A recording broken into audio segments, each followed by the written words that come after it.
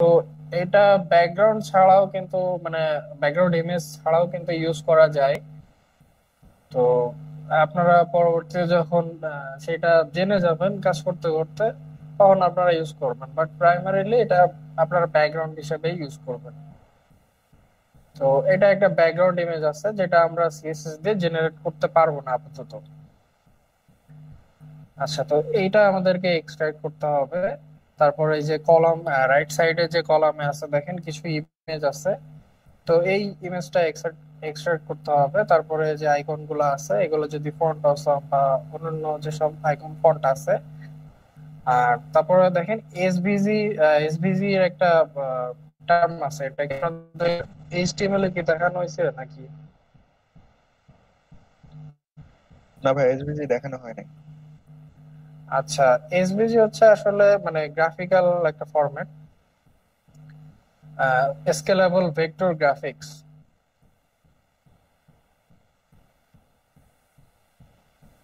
তো আমরা যেমন ইমেজ ইউজ করি, ইমেজ ইউজ করেও কিন্তু আমরা একটা গ্রাফিক্স দেখাই ওয়েবসাইটে, একটা ছবি দেখাইতে পারি। তো এসভিজি এর মাধ্যমেও কিন্তু আমরা ছবিগুলা মানে ওয়েবসাইটে দেখাইতে পারি।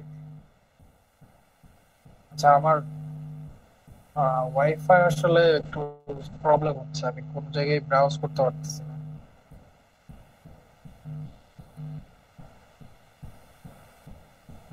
আচ্ছা, তো দেখেন এই যে এসভিজি কিন্তু এইচটিএমএল আমরা যেরকম কোড লিখি, মার্কআপটাও কিন্তু সেরকম, কিন্তু এটা শুধুমাত্র গ্রাফিক্স এর জন্য, 2D গ্রাফিক্স এর জন্য এসভিজিটা ইউজ করা হয়। তো এসভিজির মানে হচ্ছে স্কেলেবল ভেক্টর গ্রাফিক্স।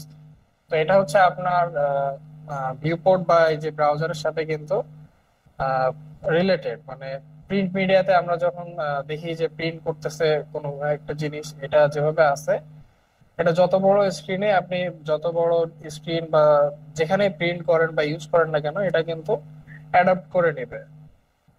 তো এখন নর্মাল ইমেজ গুলাতে কিন্তু আসলে এরকম কোড থাকে না, সেগুলা কিন্তু মানে একদম ছবি হিসাবেই শো করে। বাট এটাও গ্রাফিক্স, আর রেগুলার ইমেজটাও গ্রাফিক্স, কিন্তু পার্থক্য হচ্ছে এটা এটা আপনি মানে যে এইচটিএমএল এ ডিরেক্ট কোড হিসাবে এমবেড করে দিতে পারবেন, আর এটা গ্রাফিক্স এর মতোই শো করবে। এই যে ভ্যালু গুলো আছে দেখতে দেখতে পাচ্ছেন, এগুলা কিন্তু চেঞ্জ করতে পারবেন, এবং চেঞ্জ করলে কিন্তু এই এই যে সার্কেলটা আছে এই সার্কেলটা চেঞ্জ হয়ে যাবে। তো এই গ্রাফিক্স কিন্তু আমরা এসভিজি দিয়েও ইউজ করতে পারি। এসভিজি তে যেটা ইউজ করব নর্মাল রেগুলার ইমেজ থেকে, কিন্তু এটা আমরা চাইলে চেঞ্জ করতে পারবো এবং পরবর্তীতে বিভিন্ন ধরনের অ্যানিমেশন করতে পারবো এই ভ্যালু গুলো চেঞ্জ করে। তো এইসবের ক্ষেত্রে কিন্তু এসভিজি ইউজ করা হয়, এসভিজি গ্রাফিক্সটা।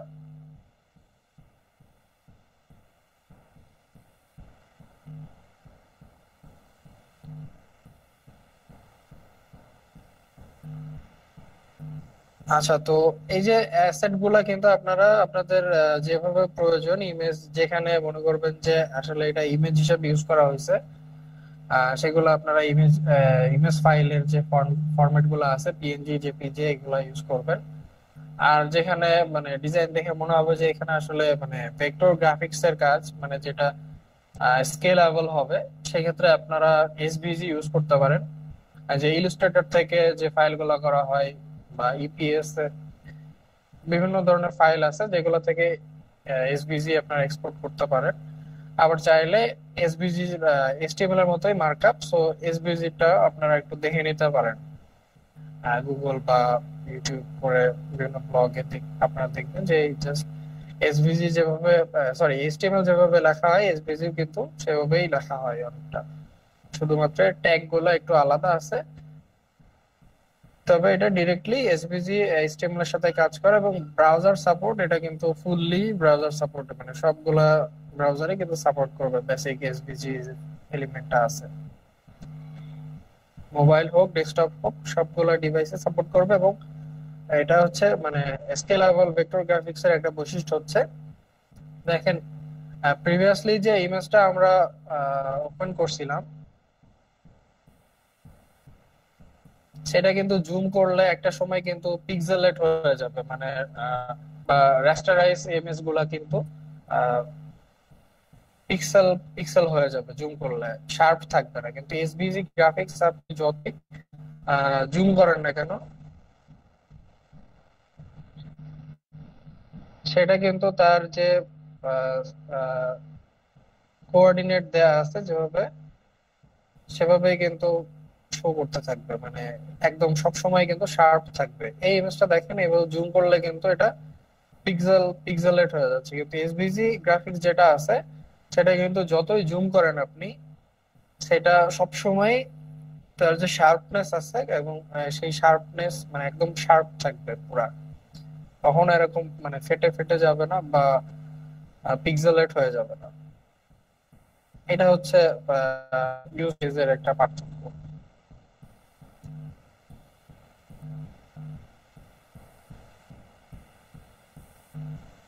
বুঝতে পারছেন এসভিজি আর রেগুলার ইমেজ গুলার মধ্যে পার্থক্য?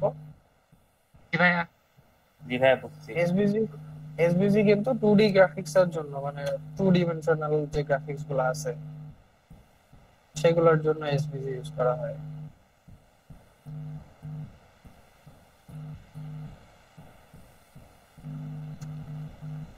আচ্ছা, তো এই রেসপন্সিভ কিভাবে আমরা, মানে সরি, পিএইচডি থেকে কিভাবে ওয়েবসাইটে কনভার্ট করব, অ্যাসেট গুলা কোন কোন অ্যাসেট গুলা নিব, এটা বুঝতে পারছেন?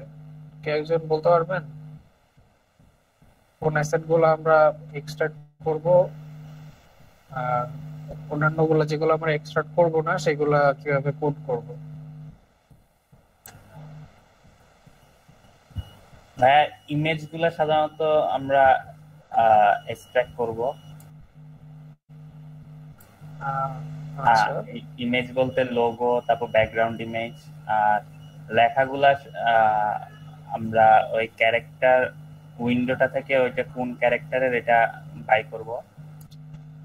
ক্যারেক্টার উইন্ডো থেকে বার করতে পারেন, বা আবার আপনাদের ওই যে রাইট ক্লিক করলে কপি সিএসএস একটা অপশন আছে দেখবেন ফটোশপে বাই ডিফল্ট, ওইখান থেকে কপি করলে কিন্তু আপনারা একবারে এই সবগুলা সিএসএস এই এক্সপোর্ট করতে পারবেন, মানে কোড আকারেই চলে আসবে, কপি হয়ে যাবে আপনাদের। তো এখান থেকে অপ্রয়োজনীয় যেগুলো আছে সেগুলো বাদ দিতে পারেন। তো একটা ওই যে কিবরিয়া ভাই যখন ওপেন করছিলেন বক্সের ক্ষেত্রে, তখন কিন্তু পজিশন অ্যাবসোলিউট এরকম বিভিন্ন প্রপার্টি গুলো আসছিল, কিন্তু ওইখানে কিন্তু আসলে পজিশন করার প্রয়োজন নাই কোনো। এটা সিএসএস এ, সরি, ফটোশপে এইভাবে মানে স্টাইল হয়ে আসে। তো এই জন্য আর কি যেগুলো অপ্রয়োজনীয় সেগুলো আমরা বাদ দিব।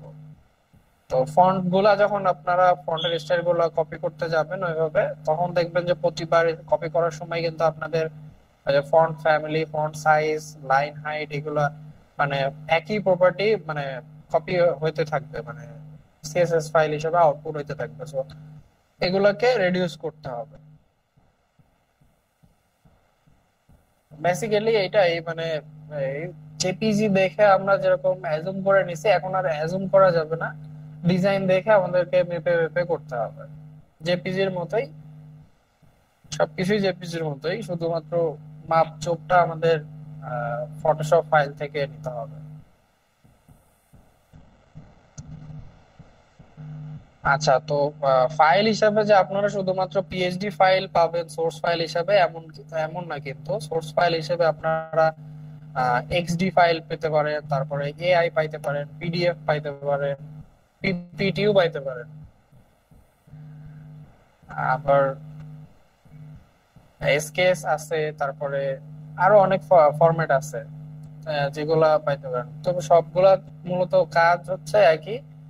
এই যে ডিজাইন গাইড গুলা এখান থেকে ফলো করতে হবে, কি কি ফন্ট ইউজ করা হয়েছে, কোন ফন্ট ফ্যামিলি ইউজ করা হয়েছে, ফন্টের সাইজ টাইজ, তারপর ইমেজটার সাইজ কত ছিল, এবং বক্সের যে সাইজটা আছে কলাম গুলার, এগুলা ফলো করতে হবে।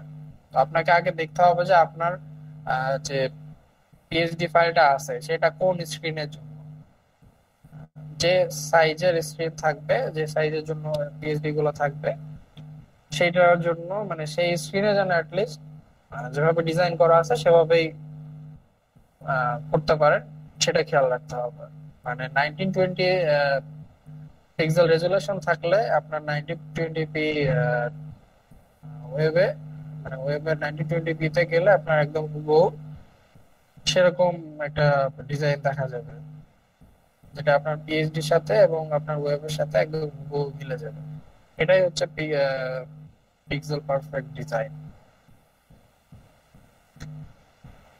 আর রেসপন্সিভ ডিজাইনের ক্ষেত্রে আপনাদেরকে মানে দিয়ে দেওয়া হবে, তিনটা ডিজাইন দিয়ে দেওয়া হবে, বা যে কয়টা স্ক্রিনের জন্য ডিজাইন চাওয়া হবে। আর যেমন বাই ডিফল্ট আমরা যে ডিজাইনটা দেখছি এতক্ষণ, সেটা কিন্তু শুধুমাত্র ওয়েব সরি ডেস্কটপের জন্য ছিল বা লার্জ স্ক্রিনের জন্য ছিল। তো লার্জ স্ক্রিন, মিডিয়াম স্ক্রিন এবং স্মল স্ক্রিন এগুলা কিন্তু মানে ডিজাইন গুলো আপনাদেরকে প্রোভাইড করা হবে। অনেক সময় দেখবেন ক্লায়েন্টরা হয়তো প্রোভাইড করে নাই, শুধুমাত্র একটা ডিজাইন দিয়ে রাখছে, হয়তো মোবাইল ডিজাইন দিয়ে রাখছে বা ডেস্কটপ ডিজাইন দিয়ে রাখছে। তো সেক্ষেত্রে আপনি জিজ্ঞেস করে নেবেন যে আসলে মোবাইলের জন্য কিভাবে ডিজাইন করবেন, বা যেগুলো মিসিং থাকবে সেগুলো ক্লায়েন্টকে জিজ্ঞেস করে নেবেন। তো অনেক সময় হয় কি, ক্লায়েন্ট আপনাকে বলে দিতে পারে যে আপনার যেটা ভালো মনে হয় বা এই লেআউটের সাথে যেটা ভালো যায় সেরকম দেখে আপনি একটা ডিজাইন করে দেবেন। তো সেক্ষেত্রে আপনি আরো স্বাধীন হয়ে গেলেন, আপনার সুবিধা অনুযায়ী বা আপনার ক্রিয়েটিভিটির সুযোগ দেখানোর সুযোগ চলে আসবে এখানে।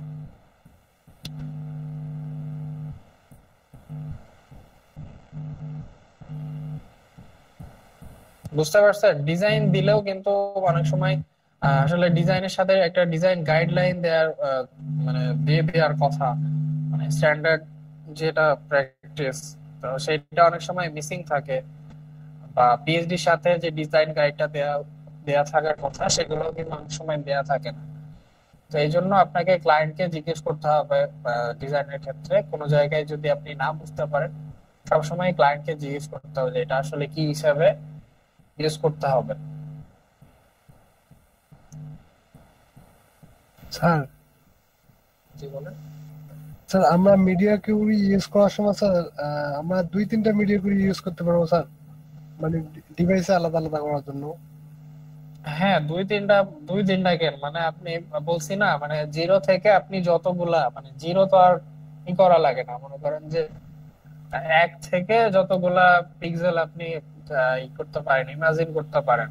এক থেকে ধরেন 4K রেজলিউশন পর্যন্ত যত পিক্সেল হয়, 2560 বা 4180, যত আপনি পিক্সেল নেন সবগুলা পিক্সেলের জন্য একটা একটা করে মিডিয়া কোয়েরি লিখতে পারবেন, কোনো প্রবলেম নাই। ও আচ্ছা। আর স্যার পিডিএফটা আমরা কিভাবে করবো স্যার? পিডিএফটা কি জেপিজির মতো একবার করবো? পিডিএফটা মানে আসলে পিডিএফ থাকলে অনেক সময় এই যে শুধুমাত্র একটা ছবির মতো থাকে, তো সেক্ষেত্রে আপনি ইমেজ গুলা হয়তো এক্সট্রাক্ট করতে পারবেন না, কেটে কেটে নিতে হবে। বা পিডিএফ থাকলে খুবই ঝামেলা হয়, মানে যে পিজি থাকলে যেরকম হয়, একটা সলিড একটা ইমেজ থাকলে তো আমরা সেখান থেকে ব্যাকগ্রাউন্ড ইমেজ ওইভাবে মানে এফিশিয়েন্টলি কেটে নিতে পারবো না। যেমন ধরেন এই যে ডিজাইনটা,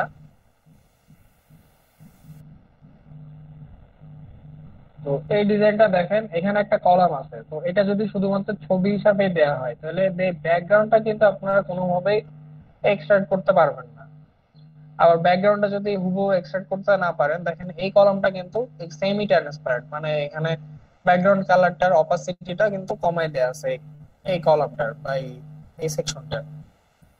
তো সেক্ষেত্রে ব্যাকগ্রাউন্ড ইমেজটা আমরা নিতে পারতেছি না। আবার ইমেজ নিলে আবার এইখানে এটা আমরা কপি এইভাবে হুবহু করতে পারবো না। সেক্ষেত্রে আপনি জিজ্ঞেস করে নেবেন যে আসলে কি করবেন। হয়তো এখানে আপনাকে তখন ডামি ইমেজ ইউজ করতে বলা হবে, বা আপনি ডামি ইমেজ ইউজ করে করে দিবেন। তো জেপিইজি দিলে বা এই যে এরকম সলিড একটা ছবি দিলে আপনাকে আসলে পিক্সেল পারফেক্ট করতে পারবেন না, আপনি জাস্ট একটা ধারণা পাবেন। তো সেখান থেকে আপনি এই যে ধরেন এই যে এখানে দেখছেন এই যে ওয়াই উইশ পুল নামে একটা, সরি উইশ পর্ন নামে একটা সেকশন আছে। এখানে আপনাকে একটু মানে নিজের বিচার বুদ্ধিটা কাজে লাগাইতে হবে যে আসলে কতটুকু পার্থক্য হইতে পারে, একটা থেকে আরেকটা দূরত্ব কতটুকু হইতে পারে, এগুলা নিজে আইডেন্টিফাই করে সেভাবে কোড করবেন। সলিড ইমেজ দিলে তো আসলে এখানে কিছু করার নেই। তারপরে এখান থেকে আপনারা ফন্ট গুলা, ফন্ট ইউজ করা হয়েছে সেটা এই যে ফন্ট ফাইন্ডার নামে, ফন্ট ফাইন্ডারের বিভিন্ন ওয়েবসাইট আছে ফ্রি, সেগুলো থেকে আপনারা ছবি আপলোড করে দিলে মানে একটু ক্লিয়ার ছবি লাগবে, এটা তো ভালো রেজলিউশন না। তো ছবি আপলোড করে দিলে এখানে কোন ফন্টটা ইউজ করা হয়েছে সেটা কিন্তু ওয়েবসাইট থেকে অটোমেটিক্যালি ডিটেক্ট করে আপনাকে জানাই দেবে যে এই ফন্ট গুলা ইউজ করা হয়েছে। এইভাবে করতে পারেন, আদারওয়াইজ জিজ্ঞেস করে নিতে হবে। পিএইচডি দিলেও আপনাকে অনেক কিছু জিজ্ঞেস করতে হবে, মানে ক্লায়েন্ট আপনি ডিজাইন দিছে ঠিক আছে, সব ডিজাইন কিন্তু সম্পূর্ণ থাকে না।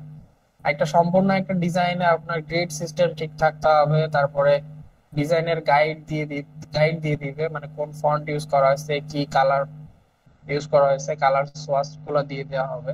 কিন্তু এইভাবে কিন্তু আসলে অনেক সময় দেয় না, ডিজাইনাররাও দেয় না, আবার মানে ক্লায়েন্টও দিতে পারে না। তো সেক্ষেত্রে আপনাকে জিজ্ঞেস করে করে নিতে হবে, কারণ ওইগুলো ছাড়া তো আপনি হুবহু কোড করে দিতে পারবেন না একটা ওয়েবসাইট যেভাবে আছে।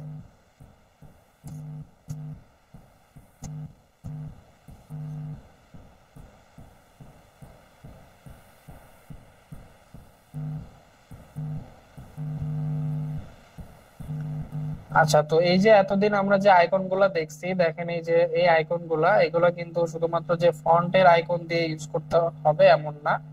এগুলা আপনারা চাইলে এসভিজি আইকন দিয়ে ইউজ করতে পারেন, এসভিজি আইকন দিয়ে। তো এসভিজি আইকন লিখে সার্চ দিলে আপনারা অনেক আইকন লাইব্রেরি পেয়ে যাবেন। এই যে ফ্ল্যাট আইকন আছে, তারপরে বুটস্ট্র্যাপের কিছু আইকন গুলা ইউজ করতে দিছে এখন ফ্রি। এগুলা এসভিজি, সিএসএস বিভিন্ন ফরম্যাটে আছে, আপনারা এখান থেকে কপি করে নিতে পারবেন।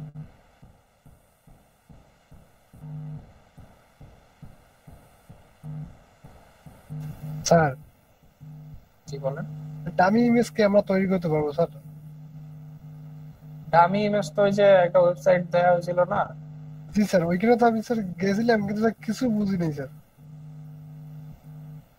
এটা তো বোঝার তেমন কিছু নাই, এখন আমি চাইতে পারবো কিনা জানি ছবিটা না। তৈরি করতে পারবো কিভাবে সেটা তো বুঝি না। আমার আসলে ওয়াইফাই সার্ভারের প্রবলেম হচ্ছে, মানে অ্যাক্সেস করতে পারতেছি কিন্তু পার্সিয়াল আমি কোনো সাইটে ঢুকতে পারতেছি না। এই যে ছবি কি সব সম্পূর্ণ এইরকমই হবে স্যার, যে এইরকম হবে? দেখেন, এই যে এগুলো হচ্ছে ডামি ইমেজ। ডামি ইমেজ আপনি কিসে যান, আপনার স্ক্রিন শেয়ার করলে ভালো হয়, আমি আসলে ঢুকতে পারতেছি না সাইটটাতে। আচ্ছা স্যার।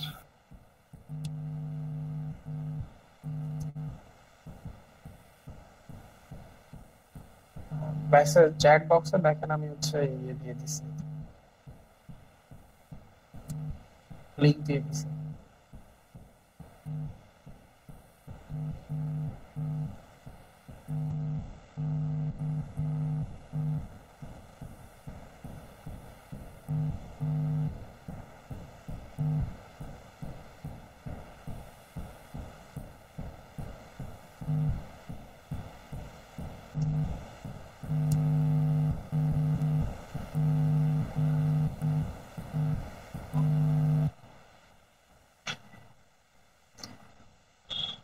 আচ্ছা, এই যে দেখেন এইখানে এই যে 600x400 কই গেলেন?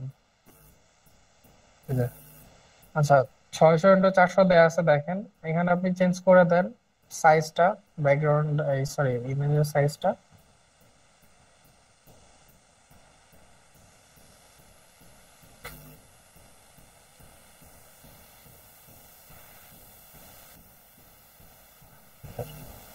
আচ্ছা, এটা অটোমেটিক্যালি নিয়ে নেওয়ার কথা, দেখেন আসে কিনা, আদারওয়াইজ এন্টারে চাপ দিয়ে দেখেন।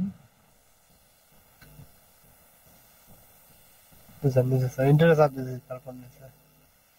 আচ্ছা, তো এন্টারে চাপ দিলে কিন্তু অটোমেটিক্যালি হয়ে যাচ্ছে। তারপরে ওই পাশে দেখেন ব্যাকগ্রাউন্ড কালার আছে, ব্যাকগ্রাউন্ড কালারটা এখানে আপনি কি কালার চাচ্ছেন সেই কালারটা দিতে পারবেন এখানে।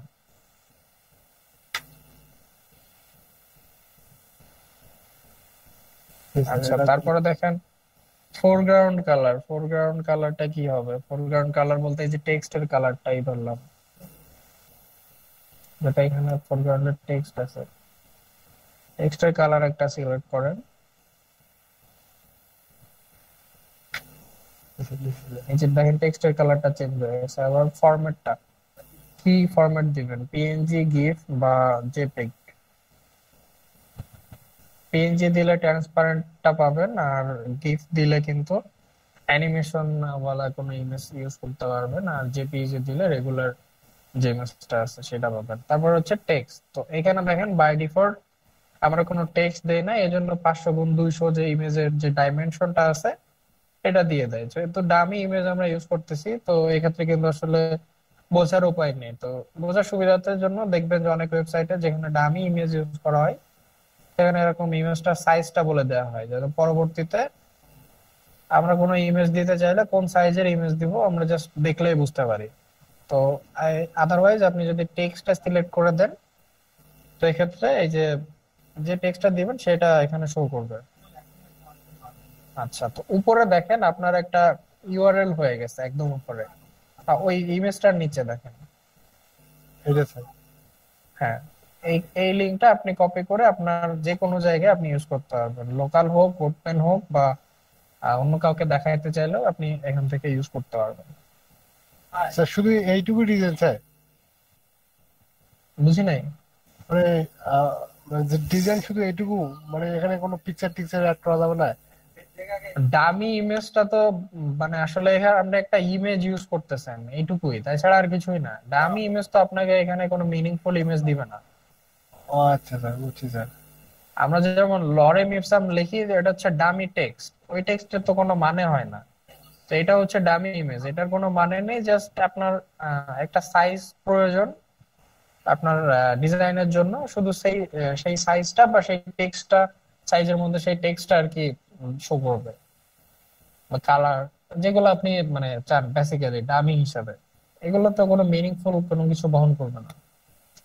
জি স্যার। সেরকম ফ্রি ইমেজ চাইলে আপনারা ওই যে শাটার স্টক, সরি শাটার স্টকে না, ফ্রি পিক, তারপরে হচ্ছে আহ, আর কি কি ওয়েবসাইট আছে জানি আমি মনে পড়তেছে না এখন।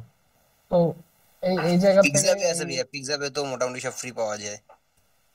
হ্যাঁ হ্যাঁ, পিক্সাবে আছে।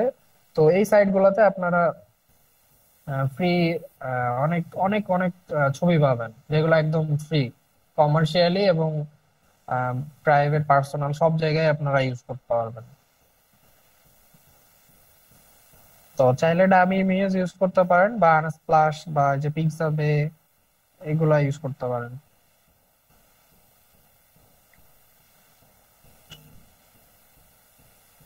ফিগমাটা কি স্যার? একটা ওই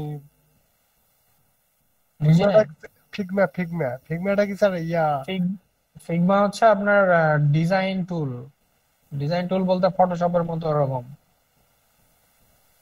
ওয়েবসাইট প্রোটোটাইপ করার জন্য ইউজ করা হয়। ফিগমা, এক্সডি, লুনাসি, এক্সকেস, এগুলো সব ওয়েবসাইট ডিজাইনের জন্য বা প্রোটোটাইপ, ওয়্যারফ্রেম প্রোটোটাইপ এগুলোর জন্য ইউজ করা হয়। ইউজার এক্সপেরিয়েন্স ডিজাইনের জন্য, ইউজার এক্সপেরিয়েন্স, ইউজার ইন্টারফেস এগুলো ডিজাইনের জন্য ইউজ করা হয়। বিভিন্ন অ্যাপের ইউজার ইন্টারফেস বা ইউজার এক্সপেরিয়েন্স, ওয়েবসাইটের ইউজার এক্সপেরিয়েন্স, এগুলো এটা হচ্ছে প্রোটোটাইপিং টুল।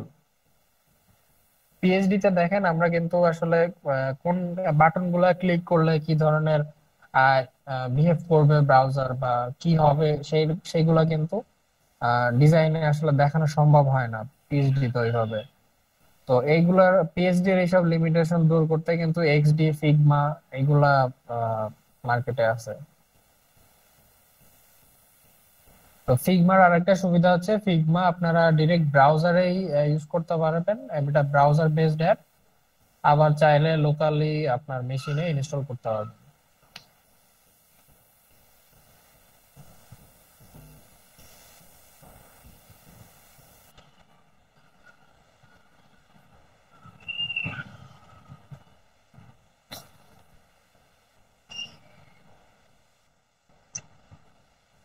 আচ্ছা, তো পিএইচডি টু এইচটিএমএল নিয়ে কোশ্চেন আছে কারো কোনো?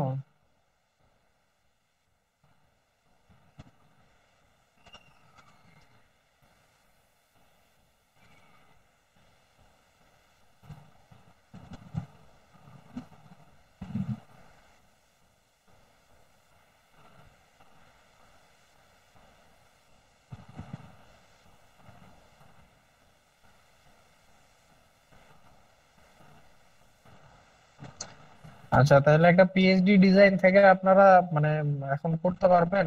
এখন বলতে আর কি মানে এরপর থেকে আর কি ডিজাইন করতে পারবেন হুবহু?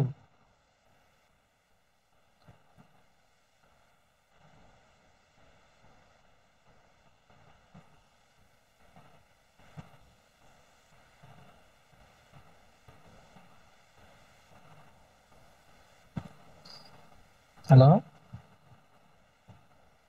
জি ভাইয়া, চেষ্টা করবো।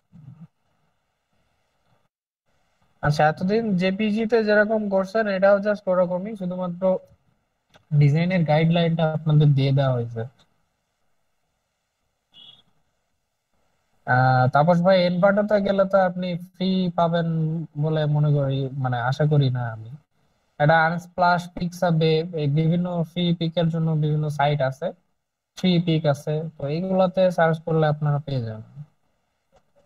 বা ফ্রি ইমেজ রিসোর্স লেখা সার্চ দিলেও পাবেন। ইনভার্টার তো মার্কেট প্লেস।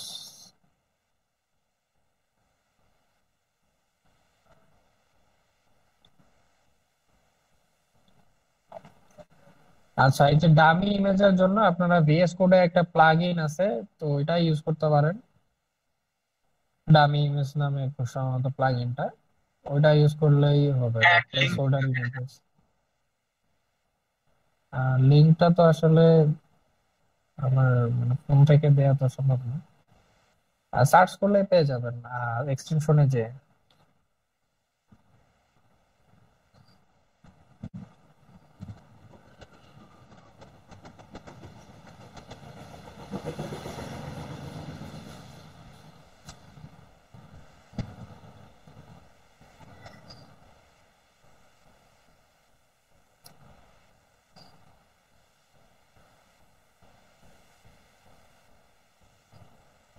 তারপরে ফ্রি ভেক্টর গ্রাফিক্স লিখলেও আপনারা ভেক্টর গ্রাফিক্স এর অনেক রিসোর্স পেয়ে যাবেন ওয়েবে বা আপনাদের যে কোনো প্রজেক্ট ইউজ করার জন্য।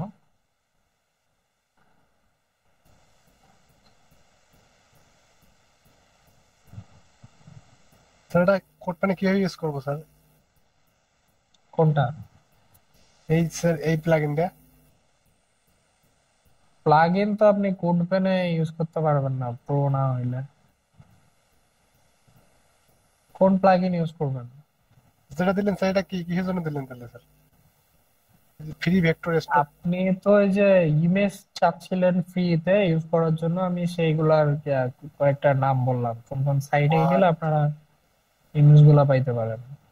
তো এখান থেকে ইমেজের লিংক গুলা নিলে আপনি কোড পেনে বা যে কোনো জায়গায় পেস্ট করলে নেট থাকলে অন্যজন দেখতে পাবে সেটা, বা শো করবে আপনার এখানে।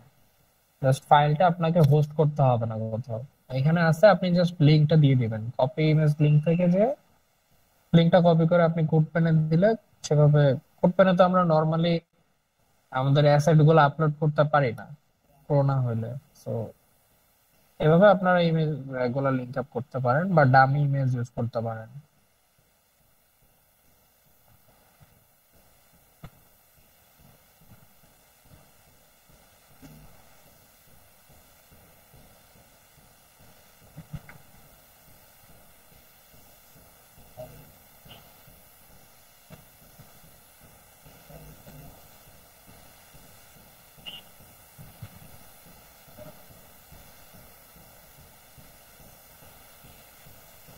স্যার আচ্ছা পিক্সেল আচ্ছা, এখন স্যার পিক্সেল পারফেক্টের জন্য স্যার একটু ভালো করে বললেন স্যার।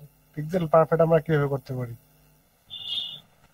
পিক্সেল পারফেক্ট হচ্ছে একদম ডিজাইনে যে স্টাইল গুলো আছে, ডিজাইনে যে ফন্ট ইউজ করা হয়েছে, যত পিক্সেল, ফন্টের সাইজটা যত পিক্সেল দেয়া আছে, ফন্টের লাইন হাইট, তারপরে মানে টোটাল যা যা কিছু আছে, শুধুমাত্র ফন্ট বলতেছি বলে ফন্ট না, ফন্টের সাথে ছবি দেখেন, ছবির যে বক্সটা আছে এখানে জুম করেন ছবিটা,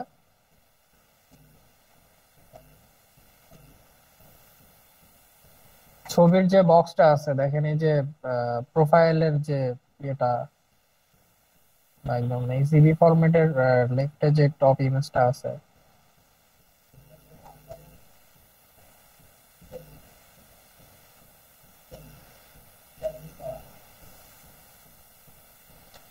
প্রিমিয়াম ছাড়া এটা ডাউনলোড করতে পারবেন। আপনি কি করতে চাচ্ছেন এখানে?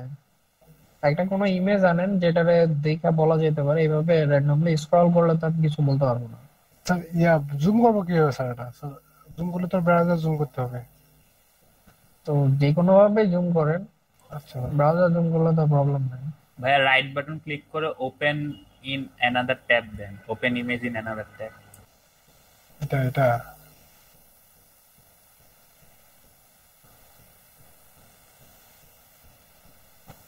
আচ্ছা এখন ইমেজটা জুম করেন। না স্যার, জুম হইতেছে না।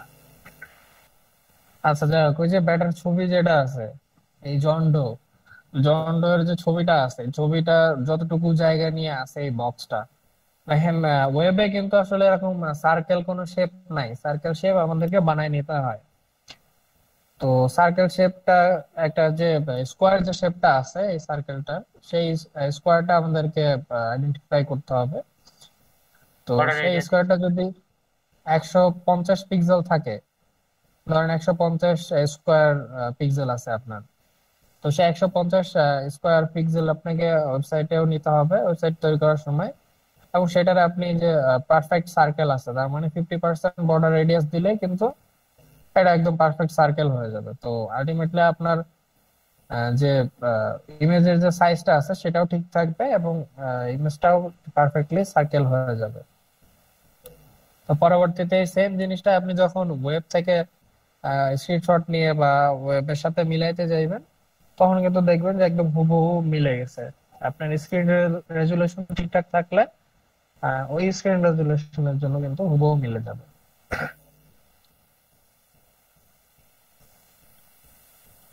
শুধু পার্থক্য একটা হবে যে এই রেগুলার ইমেজের সাথে আপনি ইন্টারেক্ট করতে পারবেন না, আর ওয়েবে যেটা আছে সেটার সাথে আপনি ইন্টারেক্ট করতে পারবেন, মানে ওভার ইফেক্ট ক্লিক বা এটা পরবর্তীতে আপডেট করতে পারবেন ইজিলি। পিক্সেল পারফেক্ট হচ্ছে এখানে আপনাদের ডিজাইনে, সোর্স ডিজাইনে যতগুলা পিক্সেল আছে, যে বক্সটা যত পিক্সেল আছে সেটা কিন্তু আমরা দেখতে পাচ্ছি ওই যে হোভার করলে বা বক্সে ক্লিক করলে প্রপার্টি ভ্যালু গুলা থেকে কিন্তু আমরা দেখতে পাচ্ছি যে বক্সটা বা ইমেজটা কত পিক্সেল আছে বা এটার উপর কোনো ইফেক্ট দেয়া আছে কিনা। তো এইগুলা দেখে আমাদেরকে সেভাবে কোড করতে হবে। জাস্ট ভ্যালু গুলা বের করতে পারলে আপনারা করতে পারবেন। তো ভ্যালু গুলা আপনারা এই যে কোনো অ্যাসেট কে ধরেন, এই যে প্রোফাইল যে ইমেজটা আছে, এই ইমেজটাকে ফটোশপে ক্লিক করলে কিন্তু এর কিছু ডিটেলস দিবে যে ইমেজটা কত, ইমেজটার বক্স সাইজ কত, সেটার বর্ডার রেডিয়াস কিরকম আছে, বা কোনো ইফেক্ট দেয়া আছে কিনা, নাকি এটা সাদা কালো ইমেজ ছিল। তো ভাইয়া সেগুলো আমি আপনাকে ওই মাঝখানে যে পিক্সেলটা দেখাচ্ছে ওইটার ইয়াটা বাই করছি, মানে কিভাবে এটা শো করবে। আচ্ছা আচ্ছা, তাহলে শেয়ার করেন আমাদের সাথে। অনেকের তো আবার মানে রেগুলার যেভাবে শো করে ওইভাবে শো করতেছে না।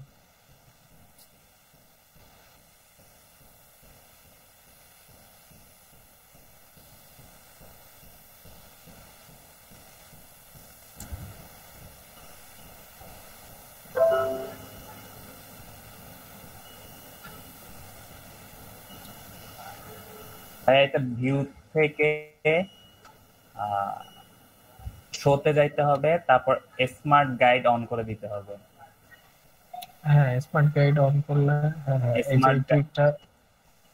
শোতে যাইতে হবে, তারপর স্মার্ট গাইড অন করলে যেই বক্সটা আমরা উইথ মানে আশেপাশে উইথটা জানতে চাচ্ছি, ওটা ক্লিক করার পরে কন্ট্রোল বাটন ক্লিক করলে এটা সাইড গুলো দেখাচ্ছে।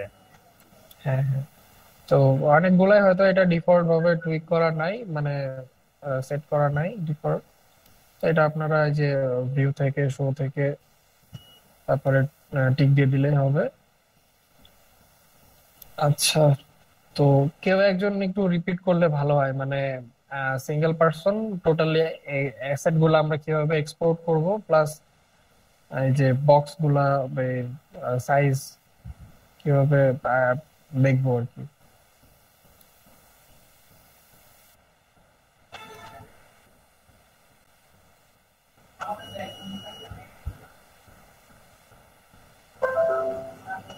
ভাইয়া আমি পান্না ভাই, বলি, আপনি করেন, হ্যাঁ। হ্যাঁ হ্যাঁ, পান্না ভাই, তুমি বলেন। ভাইয়া যেই ইমেজগুলো আমরা এক্সট্রাক্ট করতে যাচ্ছি মুভ টুল থাকা অবস্থায়। আমরা জাস্ট ওইখানে ক্লিক করব। এইখানে সাইডে একটা লেয়ার দেখা যাচ্ছে, এই লেয়ারে নামের উপরে রাইট বাটন ক্লিক করব, তারপর এক্সপোর্ট অ্যাজ ক্লিক করব। এই ধরনের উইন্ডো শো করবে। এখানে হাইট আর উইডথ দিব কত পিক্সেল, তারপর এক্সপোর্ট দিয়ে দিব। এখন যেই ফোল্ডারটাতে আমরা রাখতে যাচ্ছি ওইখানে রাখবো।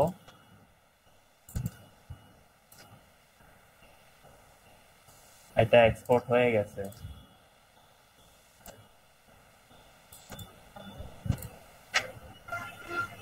আচ্ছা, আর হচ্ছে স্লাইস টুল দিয়ে কিভাবে করে?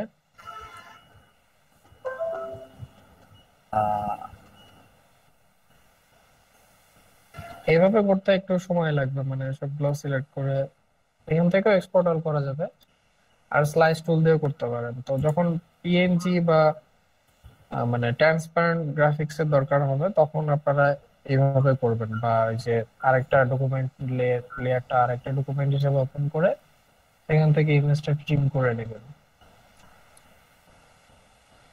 স্লাইস করতে গেলে সিলেক্ট করে নিলাম,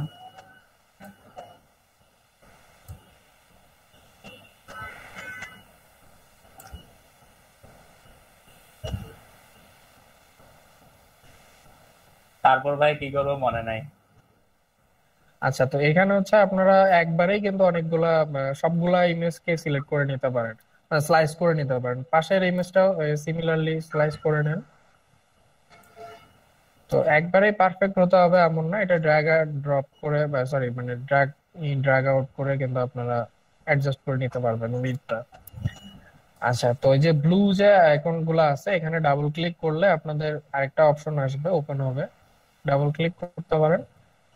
অথবা যেখান থেকে আমরা স্লাইসটা করছি, স্লাইস টুলটা ওপেন করছি, সেখান থেকে দেখবেন স্লাইস সিলেকশন টুল আছে, তো ওইখানে গেলেও কিন্তু আপনার ওইখান থেকে স্লাইস সিলেক্ট টুলটা, হ্যাঁ স্লাইস সিলেক্ট টুলটা এনে এখানে ক্লিক করলে ডাবল ক্লিক করলে আপনার এই যে এই নেম গুলা কি কি দিবেন, ইউআরএল টোটালি এখানে আবার আরেকটা প্যানেল আসবে, প্রতিটা ইমেজের জন্য আলাদা আলাদা করে আপনি অপশন গুলো সেট করে দিতে পারবেন। আর তারপরে হচ্ছে আপনাকে সেভ কোথায় হচ্ছে দেখাচ্ছে না, এটা এখনো সেভ হচ্ছে না, এটা জাস্ট আপনি নামগুলা ঠিক করে নিচ্ছেন, আপনি একবারে সেভ করবেন মানে সবগুলা। এখানে নাম বা আপনি কিভাবে চাচ্ছেন আর কি, ইমেজটা কোথায়, ইউআরএল কি হবে ইমেজটার লিংক হলে, তো সেইগুলো আর কি একবারে আউটপুট করে দিবে। তো আমাদের সবগুলা ইমেজ বা অ্যাসেট গুলাকে সিলেক্ট করা হয়ে গেলে এরপরে আমরা ফাইলে যাব, ফাইলে যে ওখান থেকে এক্সপোর্ট ফর ওয়েব বা এক্সপোর্ট ফর এক্সপোর্ট অ্যাজ দিয়ে এখান থেকেও মনে হয় অপশনটা আছে, ওয়েবের জন্য আমরা এক্সপোর্ট করব। হ্যাঁ, export for save for web লিখেছি। এখানে গেলে ফাইনালি আপনাদের আবার এখানে একটু কারেকশনের অপশন আসবে, আবার কোনো কারেকশন প্রয়োজন হলে এখান থেকে কারেকশন করে দেখেন যে কি ফরম্যাটে চাই, রাইট সাইডে কিন্তু আমাদের আবার ফাইল ফরম্যাট গুলা সিলেক্ট করার অপশন আছে। আর প্লাস একদম এই যে ইমেজটার নিচে দেখেন লেফট কর্নারে ইমেজটার সাইজ কতটুকু হচ্ছে, প্লাস লোডিং টাইম সম্বন্ধে একটা রাফ একটা আইডিয়া দেয়া হচ্ছে এখানে। তো এগুলো আমাদের যখন আমাদের মন মতো হবে, আমরা এখানে মন মতো বলতে মানে আমরা চাচ্ছি যে ওয়েবসাইটটা যত সম্ভব ফাস্ট হবে, সেক্ষেত্রে আমাদেরকে অ্যাসেট গুলার সাইজ মানে কিলোবাইটের সাইজটাও কিন্তু লিমিট রাখতে হবে, মানে যত কম পারা যায়। তাই বলে এত কম না যে আসলে ইমেজটা তার যে কোয়ালিটি ছিল সেই কোয়ালিটিটা হারাই ফেলবে। তো স্ট্যান্ডার্ড ভাবে মানে যেন ইমেজটা তার কোয়ালিটিও না হারায় এবং যত সম্ভব ছোট সাইজের হয়, সেরকম করে আমরা সবগুলো ইমেজ এখান থেকে সেভ করলে এক্সপোর্ট হয়ে যাবে। এই যে রাইট কর্নারে রাইট পোর্শনে আছে দেখেন সেভ অপশনটা একদম নিচে। ভাইয়া এটা তো গিফট ফরম্যাটে সেভ হচ্ছে। আচ্ছা, তো সবগুলো এখানে যে আপনার যে গিফ সিলেক্ট করা আছে দেখেন, এটা চেঞ্জ করতে হলে আপনার এখান থেকে গিফ গিফ থেকে পিএনজি জেপিজে বা যে ফরম্যাটে চান সেই ফরম্যাটে করতে হবে, সিলেক্ট করতে হবে। এই যে দেখেন এখানে ওয়েব পি অপশনটা আছে খুব সম্ভবত, ওয়েব পিটা আপাতত ইউজ করার দরকার নেই। ভাই কোনটা ইউজ করব, পিএনজি 8? এটা পিএনজি 8 আর পিএনজি 24 দিলে দেখেন নিচে কিন্তু এই যে সাইজের কিন্তু চেঞ্জ আসবে কিছু। দেখা যাচ্ছে পিএনজি 24 এ হয়তো বেশি সাইজ হবে ইমেজটা। ভাই এখানে আবার লোড টাইমও কমে গেছে। আচ্ছা, তাহলে মানে যেটা সুবিধা হয় পারফরমেন্সের জন্য, এখানে একটু পারফরমেন্সটা খেয়াল রাখতে হবে। কারণ আমরা যদি 10 কিলোবাইটের মধ্যে একটা ইমেজ সেভ করতে পারি তাহলে কিন্তু আমাদের ওয়েবসাইটটা ফাস্ট হবে। তো সেই ইমেজটা কিন্তু হয়তো 1 এমবি হইতে পারে সাইজটা। তো 1 এমবি ইমেজ ইউজ না করে আমরা 10 কিলোবাইট ইউজ করব, সেটাই বেটার যদি তার কোয়ালিটিটা ঠিকঠাক থাকে। ভাই কোয়ালিটিটা তবে কোথায় দেখা যাবে, মানে এখানে কোয়ালিটিটাই তো এই যে এইখানেই তো দেখা যায়। মানে আপনি এক্সপোর্ট করলে, একবার এক্সপোর্ট করলে বুঝতে পারবেন যে আসলে এই ডিজাইন আপনি যেভাবে দেখছিলেন ওইটা পিক্সেলেট হয়ে গেছে নাকি স্যাচুরেটেড হয়ে গেছে, এগুলা দেখতে পারবেন। কম্প্রেশন এখানে যত মানে কম পারা যায় আর কি।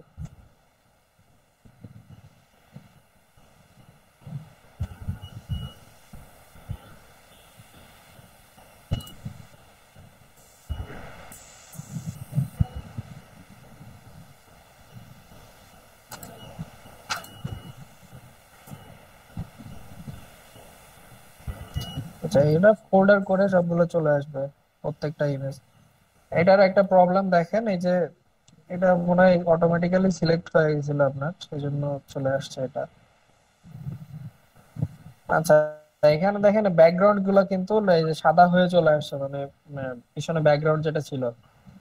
তবে এটা যদি আপনারা যে এটা ম্যানুয়ালি যদি এক্সপোর্ট করতেন স্লাইস টুল ছাড়া, এক্সপোর্ট অ্যাজ পিএনজি বা এই যে প্রথমে যেভাবে দেখাইছিল পান্না ভাই, সেভাবে করলে কিন্তু ব্যাকগ্রাউন্ডটা ট্রান্সপারেন্ট হয়ে চলে আসতো।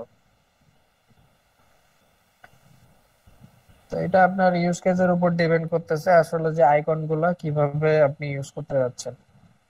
যদি আর ট্রান্সপারেন্ট থাকে সবসময় ট্রান্সপারেন্ট ইউজ করার চেষ্টা করবেন। আর ভাই একটা কোশ্চেন ছিল, হ্যাঁ বলেন। এই ওয়েব পেজটা তো সবসময় আমাকে যদি দেয় এটা মানে ইমেজ সাইজ তো অনেক বড় থাকবে, কিন্তু আমি যখন এই লেখাগুলো আলাদাভাবে সিলেক্ট করব তখন মানে লেখাগুলার সাইজও এটার ইমেজটা অনুযায়ী বেশি থাকবে। আমি যদি বেশি ইমেজ সাইজ দিতে যাই, মানে লেখাগুলোর সাইজ যদি বেশি দিতে যাই তখন তো আবার স্ক্রিনে সমস্যা হবে, মানে ওয়েব স্ক্রিনে। হ্যাঁ হ্যাঁ, এটা দেখেন ওই যে ইমেজ থেকে যে দেখেন ইমেজটার সাইজ কত আছে, মানে ক্যানভাস বা ইমেজের সাইজটা কত আছে। ভাইয়া ওয়েট হচ্ছে 1000।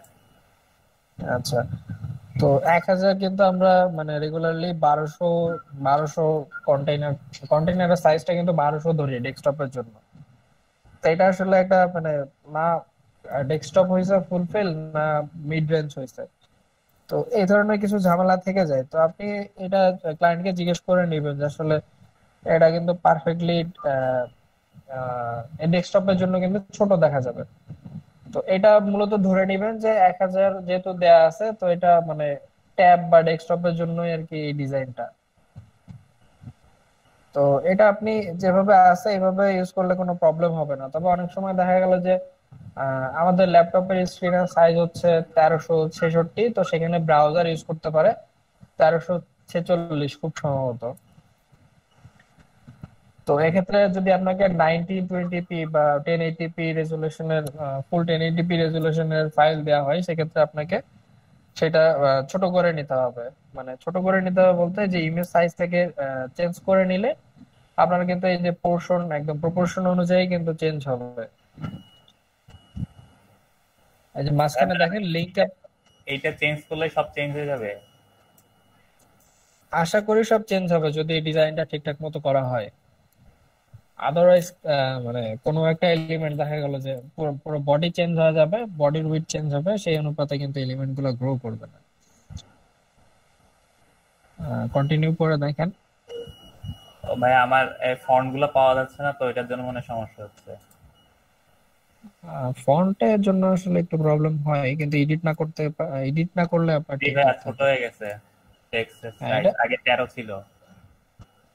হ্যাঁ এটা হচ্ছে প্রপোর্শন অনুযায়ী ছোট হয়ে যাবে। তো এগুলো আপনি মানে আপনাকে যখন রেসপন্সিভ করতে বলা হবে তখন আসলে এই সব ধরনের ডিজাইনই দিয়ে দেওয়া হবে, বা যদি না দিয়ে দেওয়া হয় সেক্ষেত্রে আপনি এভাবে মানে প্রপোর্শনটা ঠিক রেখে ছোট করবেন, যেন মানে মানে স্কেল করলে বা বড় স্ক্রিনে গেলেও এটা মানে ঠিকঠাক থাকে, বা বড় স্ক্রিন থেকে ছোট স্ক্রিনে আসলেও ঠিকঠাক থাকে। প্রপোর্শনটা ঠিক থাকলে মানে অনুপাতটা ঠিক থাকলে কিন্তু সব মানে সবসময় এটা সেম থাকবে।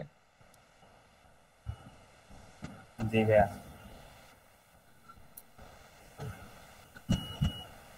আচ্ছা, তো এটা মানে বাসায় একটু প্র্যাকটিস করবেন আপনারা।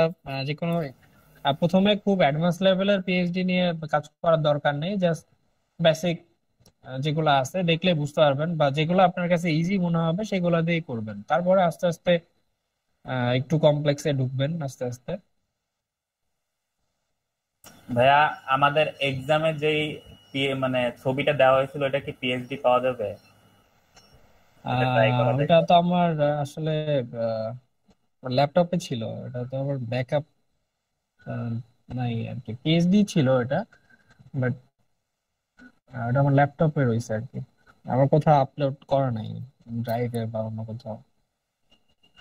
আচ্ছা পান্না ভাই, নেট নেটে সার্চ দিলে আপনারা পেয়ে যাইতে পারেন, মানে সিম্পল পিএইচডি লেখা সার্চ দিলে পেয়ে যাবেন, ওই ধরনের সিমিলার ডিজাইন পেয়ে যাবেন। জি ভাইয়া। আচ্ছা, আরেকবার বলেন। ইমেজের সাইজটা বড় করেন তো একটু। বুঝি না। ওই যে ইমেজের আচ্ছা, সাইজটা ভাই কোন ইমেজের সাইজ? সম্পূর্ণ যে একবারে যে 1000 থেকে কমে ও, নিয়ে টোটাল যে আর্ট বোর্ডটা ছিল বা ক্যানভাস। হ্যাঁ, জি স্যার। এই ইমেজে যাবেন, তারপর ইমেজ সাইজ, এখানে উইডথের জায়গায় আপনার পছন্দ মতোটা দিয়ে দিবেন। এই জিনিসটা অন আচ্ছা, থাকা লাগবে, না হলে এটার মানে অনুপাতে বাড়বে না। তারপর ওকে। জি ভাই, ধন্যবাদ ভাই। আর ফন্টের জন্য একটা ওয়ার্নিং আসবে, তো ফন্ট আপনারা এডিট না করতে গেলে ফন্টটা ঠিকঠাকই শো করবে, মানে যেরকম যে ফন্ট ফ্যামিলি দেয়া আছে সেগুলাই শো করবে। এডিট করতে গেলে এটা যেহেতু আপনার সিস্টেম ইনস্টল করা নাই, সেক্ষেত্রে কিন্তু প্রপারলি শো করবে না। ভাই পিসিতে যদি ওই ফন্টটা যদি ইনস্টল করা না থাকে। সেক্ষেত্রে আপনি হচ্ছে এডিট করতে গেলে কিন্তু মানে এই ফন্টটা শো করবে না, আদারওয়াইজ ঠিকঠাক দেখা যায় মনে হয়। তো এক্ষেত্রে আপনি এই যে গুগল ফটোশপে তো আপনাকে ওয়ার্নিং দিয়ে দেয় এই যে ফন্ট কিট থেকে যে কি কি ফন্ট মিসিং আছে। তো সেখান থেকে আপনি ফন্ট গুলা ইনস্টল করে নিতে পারেন আপনার সিস্টেমে, অথবা আপনি প্রজেক্টে ইউজ করতে পারেন ডিরেক্টলি। তো সিস্টেমে ইনস্টল করে নেওয়াই ভালো, পরবর্তীতে আপনি চাইলে আনইনস্টল করে দিতে পারেন। সিস্টেম ইনস্টল করে নিলে আপনাকে এই যে ফটোশপে মানে সচরাচর খুব দ্রুত অ্যাক্সেস করতে পারবেন, ওয়ার্নিং টোয়ার্নিং আর দেখাবে না। আর ফন্টের ক্ষেত্রে আপনি উইন্ডোজে 1000টা ফন্ট ইনস্টল করলে আসলে খুব বেশি পারফরমেন্স লস হবে না, বা হবেই না ধরা যায়। জাস্ট ফন্টের ফাইল সাইজ কিন্তু খুবই কম। তো 1000 ফন্ট ইউজ করলেও ইনস্টল থাকলেও কিন্তু আপনার পারফরমেন্স লস হবে না, উইন্ডোজ বা যে কোনো মেশিনেই, লিনাক্স ম্যাক যাই ইউজ করেন। আর এগুলা পরবর্তীতে আপনার কন্ট্রোল প্যানেল থেকে আনইনস্টল করে দিতে পারবেন ইজিলি, বা হাইড করে দিতে পারবেন। সো ফন্ট হয়তো কাজ করার সময় আপনাদের অনেক ফন্ট প্রয়োজন হবে, পরবর্তীতে আর প্রয়োজন হবে না। তো চাইলে ফন্ট গুলো আপনারা এভাবে ক্লিয়ারও করে রাখতে পারেন, অথবা ইনস্টল করা থাকলেও কোনো প্রবলেম নাই।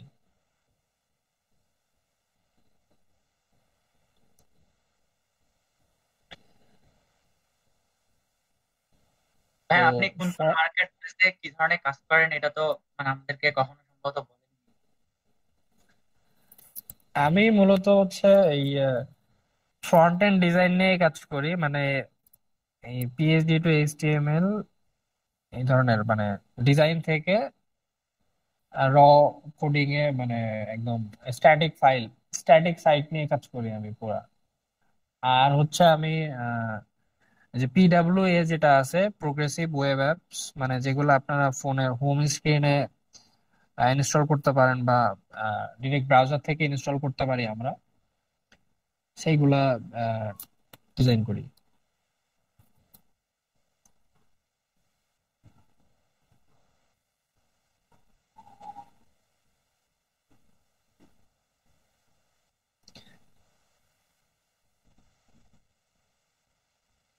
আচ্ছা, আমার পোর্টফোলিও সাইটটা দেখলে হয়তো বুঝতে পারবেন।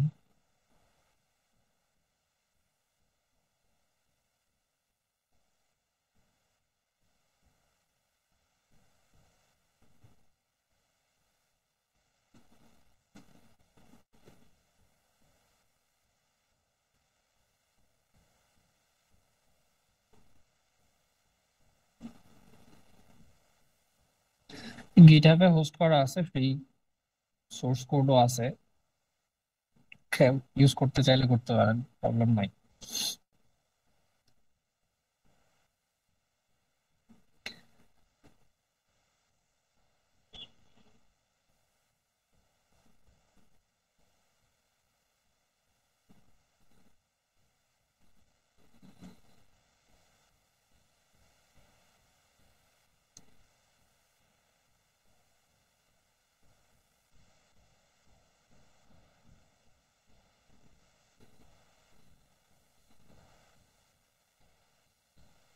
আচ্ছা, তো এইটা হচ্ছে আমার একটা পিডাব্লিউএ,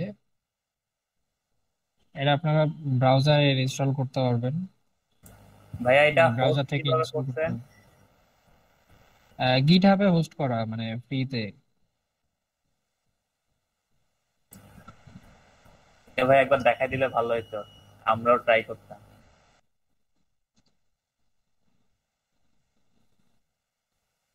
আচ্ছা, গিটহাবে অ্যাকাউন্ট করছেন, করা আছে কারো? জি ভাই, অ্যাকাউন্ট হ্যাঁ, আছে। আছে। আচ্ছা, তো অ্যাকাউন্ট থাকলে গিটহাবে হচ্ছে আমরা রিপোজিটরি করতে পারি বা ফোল্ডার করি যেভাবে আর কি। আমার স্ক্রিন কি শেয়ার করা আছে? ভাইয়া না, স্ক্রিন দেখা যাচ্ছে না।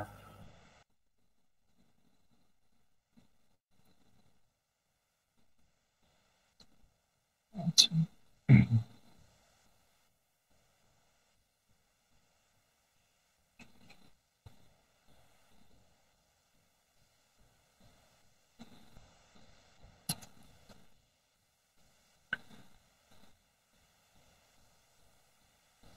আচ্ছা, তো এখানে হচ্ছে গিটহাবে যখন আমরা ঢুকতেছি, লগ ইন করলে দেখেন ড্যাশবোর্ড আসবে। ড্যাশবোর্ডে ফোন থেকে ঢুকতেছি, তো তো আচ্ছা, ডেস্কটপ ভিউটা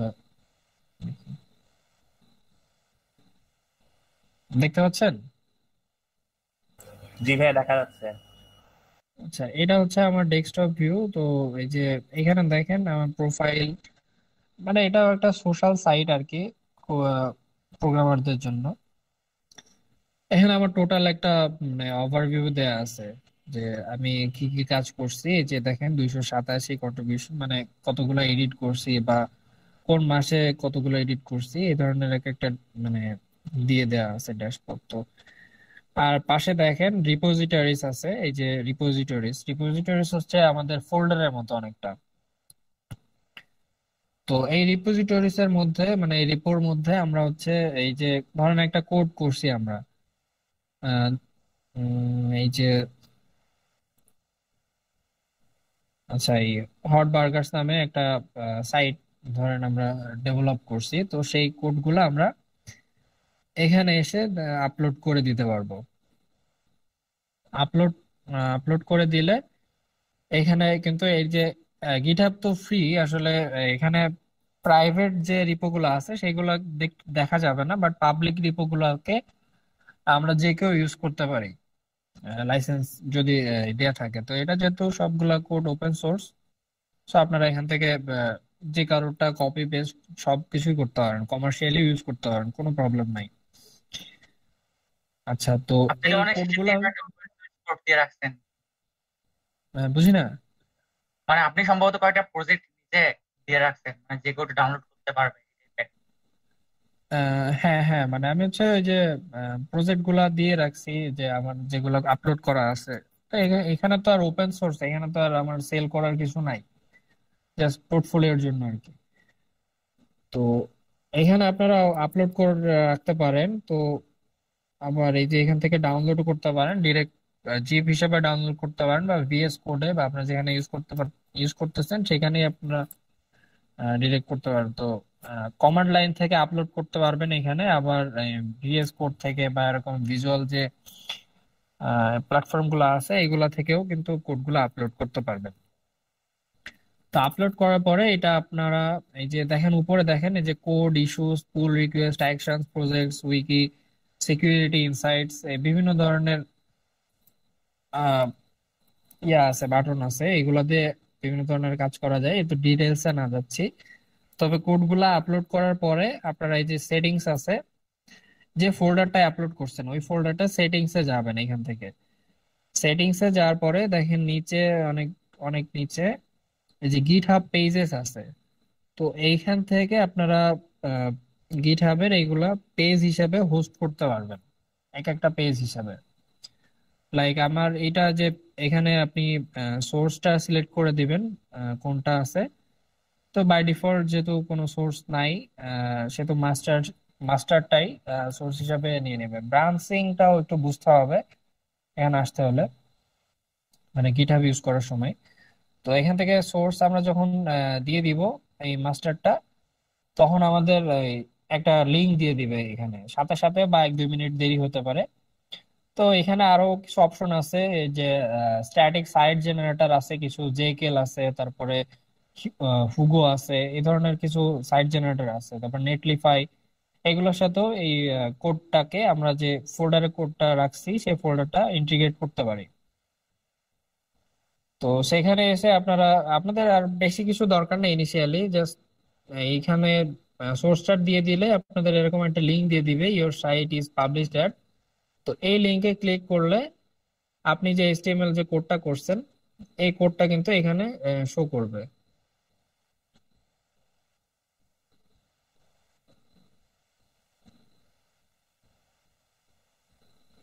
এই যে এটা জাস্ট হোস্ট করা আছে ডেস্কটপে, এটা হচ্ছে ডেস্কটপ ভিউ। তো মোবাইল ভিউপোর্ট হাইট ইউজ করা আছে, উইড হাইট ইউজ করা আছে, এই জন্য আর কি ডিস্টর্ট হয়ে যাচ্ছে অনেকটা। তো এটা কিন্তু ভাইয়া, স্ট্যাটিক সাইট। এটা ওই ফোল্ডারটার কোন এইচটিএমএল ফাইলটাকে অ্যাক্সেস করবে?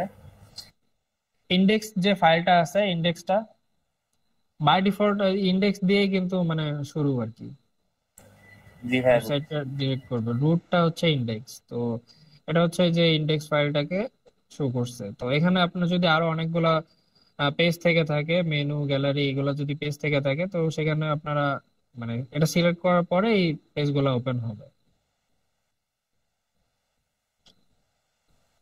বুঝতে পারছেন? এখানে আপনার সারা জীবন ফ্রিতে ইউজ করতে পারবেন।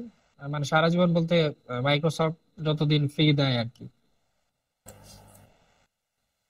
ভাইয়া, একজন মেম্বার কয়টা এখন হোস্ট করতে পারবে? এটা আনলিমিটেড। তাহলে ভাইয়া তবে প্রত্যেক দিনের বাড়ির কাজ তো এখানেও হোস্ট করা যায়। হোস্ট করতে পারবেন, কিন্তু আসলে এই বাড়ির কাজগুলো এখানে হোস্ট করলে তো লাভ নাই। মানে লাভ বলতে কি, যে আহ, মানে ওইগুলো তো আপনার হিসাবে কাজ করতেছে না, মানে পোর্টফোলিও হিসেবে তো রাখতে পারবেন না। যদি মানে শুধু শুধু একটা সেকশন করলেন, খুবই ধরেন 2 কলামের একটা সেকশন, আপনারা এখানে আপলোড করতে পারবেন, কোনো প্রবলেম নাই। বাট আসলে ওইভাবে মানে ভ্যালিড, ভ্যালিড বলতে কি মানে আপনি চাইলে করতে পারেন, এটা সমস্যা না। বাট এখানে আপনার পোর্টফোলিও গুলো শোকেস করাইতে মানে করানোর জায়গার মতো আর কি। মানে এখানে অত বেসিক কাজগুলা রেখে দিয়ে তো লাভ নেই। জি ভাইয়া, বুঝছি। আর যেখানে আপনি পুরো একটা সাইট হোস্ট করতে পারতেছেন, সেখানে শুধুমাত্র 2টা সেকশন হোস্ট করা আহ, একটু অপচয় মনে হয় আমার কাছে। যাই হোক, ফ্রি যদিও, তা আপনারা এইভাবে ইউজ করতে পারেন। আবার পরবর্তীতে নেটলিফাই আছে, হুগো আছে, এগুলাতেও দেখবেন এগুলাও স্ট্যাটিক সাইটের মধ্যে পড়ে, মানে জেনারেটর আর কি এগুলা।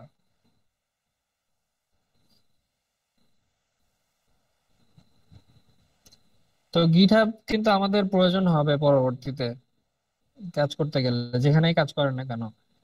তো আহ, দেখেন যতগুলা free sorry open source project আছে বা ফ্রি প্রজেক্ট আছে যেগুলা, সবগুলা কিন্তু এই যে গিটহাবেই হোস্ট করা হয়। ক্রোম যে ব্রাউজার ইউজ করি আমরা, ক্রোমের যে সোর্স কোড ক্রোমিয়ামও কিন্তু এখানে ফ্রি হোস্ট করা আছে। এটা হচ্ছে একদম মানে যেগুলা ফ্রিতে মানে দেয়া আছে, সবাই ইউজ করতে পারবে। ওপেন সোর্স বলতে তো ফ্রি আর কি। তো ওপেন সোর্স কোড গুলা সবাই এখানে রাখে আর কি।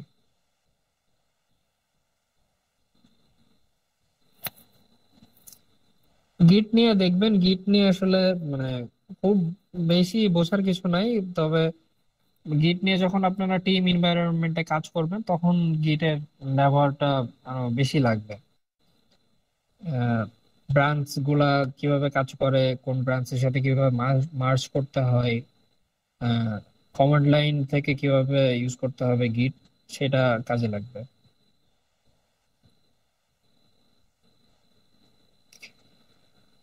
আপনার পোর্টফোলিও সাইট আপনারা গিটহাবে হোস্ট করতে পারবেন, আবার চাইলে ডোমেইন কিনে নিতে পারেন আলাদা।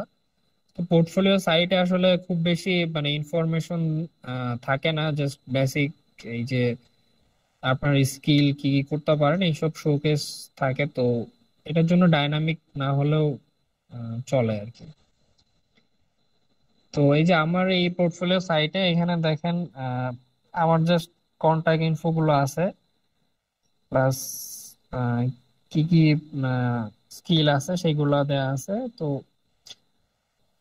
তারপরে এখানে আরো কিছু কিছু কাজ দেয়া আছে, আর এই যে পোর্টফোলিও আইটেম গুলো অ্যাড করা আছে। মূলত এগুলাই হচ্ছে মানে পোর্টফোলিও সাইটের বেসিক একদম।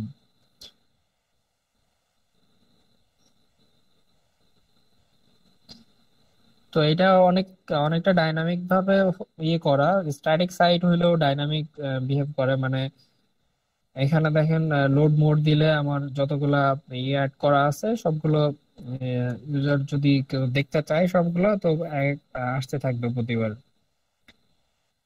তারপরে এখান থেকে আপনারা এই যে ক্যাটাগরিজ ইউজ করতে পারবেন। এটারে বলা হয় হচ্ছে আইসোটো ফিল্টারিং। তো কোন ক্যাটাগরিতে কয়টা কাজ করছি সেগুলো এখানে দেয়া আছে, এইভাবে ফিল্টার করে দেখতে পারবেন, দেখা যাবে। তারপরে কি কাজ করছি না করছি, রিভিউ, ফ্রিকোয়েন্টলি আস্কড কোশ্চেন। আর এখানে একটা কন্টাক্ট ফর্ম আছে, এই কন্টাক্ট ফর্মটা কেউ যদি এখানে ইনফরমেশন মানে কিছু লিখতে চায় বা জানাইতে চায়, এটা ডিরেক্ট মেইলে চলে আসবে। বেসিক্যালি এইগুলাই আছে। আর এখানে যে ফেসবুকের মেসেঞ্জারটা ইন্টিগ্রেট করা আছে, সবই কিন্তু স্ট্যাটিক দিয়েই করা, এখানে ডাইনামিক কোনো কিছু ইউজ করা হয় নাই। বাট কাজ কর কাজ করবে অনেকটা ডাইনামিকের মতো। তো এরকম সাইট চাইলে আপনারা গিটহাবে ইজিলি হোস্ট করতে পারবেন ফ্রিতে সারা জীবন।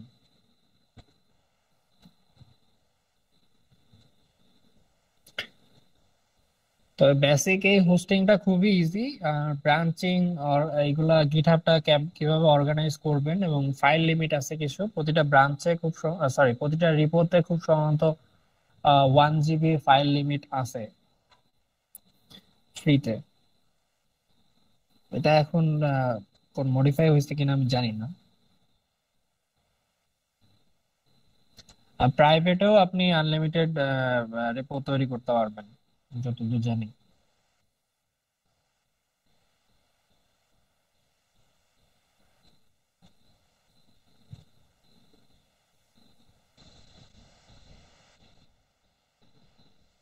আচ্ছা, তো এখন যেহেতু আপনারা এই যে পিএইচডি টু এসটিএমএল করতেছেন, সো আপনারা গিটহাবে অ্যাকাউন্ট করে ফেলেন। আপনারা যতগুলা কাজ করবেন এখানে রেখে দিবেন। তাহলে আপনার যখন মার্কেট প্লেসে ঢুকবেন, ক্লায়েন্ট যদি আপনাকে দেখতে চাই যে আপনি কোনো কাজ করছেন কিনা, আপনি ডিরেক্ট এই লিঙ্কটা দিলে কিন্তু লাইভ সে দেখতে পারবে। এখানে হোস্ট করা আছে, এটার জন্য আপনাকে আবার মানে ডোমেইন হোস্টিং কিনতে হবে এমন না। চাইলে আপনি কিনে নিতে পারেন, গিটহাবের সাথে ইউজ করতে পারেন, অথবা এখান থেকে ডিফল্ট যেভাবে গিটহাব আপনাকে প্রোভাইড করে সেটাও ইউজ করতে পারেন।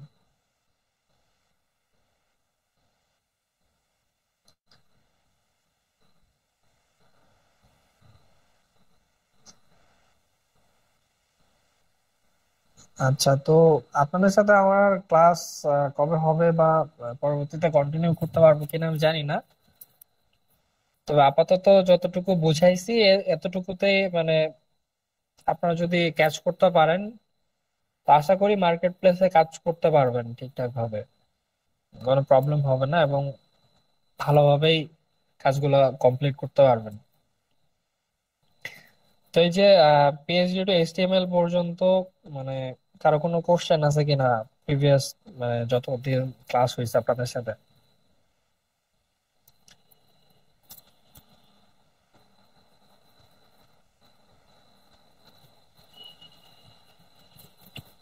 হ্যালো। ভাইয়া সমস্যা নাই প্রিভিয়াস ক্লাসে। আচ্ছা, তো পিএইচডি টা বুঝছেন, পিএইচডি থেকে এইচটিএমএল কিভাবে করবেন একটু প্র্যাকটিস করলে মানে আসলে আমি করে দেখাই দিতে পারি নাই তো, তো আপনাদের একটু প্র্যাকটিস করতে হবে, আটকে গেলে টিউটোরিয়াল গুলো দেখে নেবেন ভাইয়া এখানে জাস্ট। কালকে ওইটার একটা হোমওয়ার্ক করি, নর্মাল পিএইচডি টু এইচটিএমএল। হ্যাঁ হ্যাঁ, এটা আপনারা খুঁজে নেবেন, মানে বেসিক একদম বেসিক থেকে শুরু করবেন, একদম খুব কমপ্লেক্স কোনো লেআউটের দরকার নেই। সিম্পল একটা দুইটা সেকশনের পিএইচডি করবেন, সেটা পিএইচডি থেকে এইচটিএমএল করবেন এবং রেসপন্সিভ করবেন আর কি, এটা করতে পারলেই এনাফ। বাকিগুলো আসলে ওই যে ইমেজটা যেভাবে করতাম আমরা, ইমেজ দেখে দেখে ওইভাবেই ফন্ট গুলা অ্যাড করতে পারবেন আশা করি, ফন্ট অসাম বা external font, Google font, icon গুলা এসভিজি ইউজ করতে পারেন বা ছবি হিসাবে ইউজ করতে পারেন। তো একটু চেষ্টা করলে হয়ে যাবে, ইমেজ থেকে যেহেতু পারছেন, পিএইচডি খুব বেশি কঠিন না, জাস্ট ফরম্যাটটা আলাদা, কিন্তু সবকিছু এক আর বাকি যা আছে।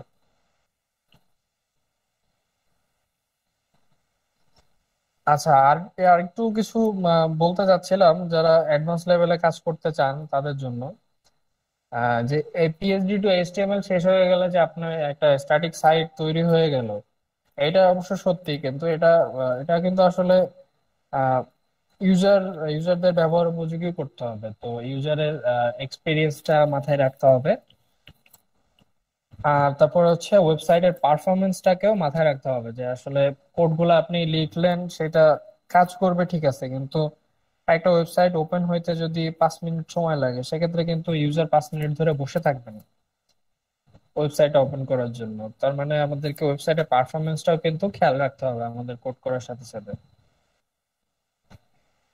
তো পারফরমেন্স খেয়াল রাখার কিছু টুইক হচ্ছে যে এই ফাইলগুলা, এইচটিএমএল ফাইলগুলা মিনিফাই করে দিতে হবে, সিএসএস ফাইলগুলা মিনিফাই করে দিতে হবে, তারপরে যে ভেন্ডর প্রিফিক্স অ্যাড করে দিতে হবে কিছু, যেন পুরাতন ব্রাউজার গুলাতেও সাপোর্ট পাই, যেগুলা আসলে নতুন ব্রাউজার গুলাই ডিফল্ট ভাবে পেয়ে যাচ্ছে, সব ব্রাউজারে যেন ঠিকঠাক ভাবে শো করে।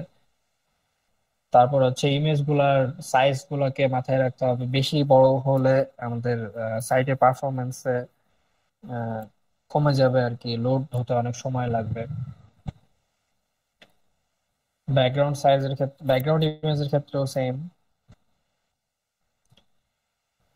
তারপর আরো কিছু কিছু টুইক আছে যেগুলা পরবর্তীতে জেনে যাবেন, যে ইমেজ গুলা লেজি লোড করা যায় কিভাবে, তারপরে প্রি লোড করা যায় কিভাবে, প্রি কেসিং, অনেক কিছু আছে যেগুলা করলে আপনার ওয়েবসাইটের পারফরমেন্স আপনারা করতে পারবেন।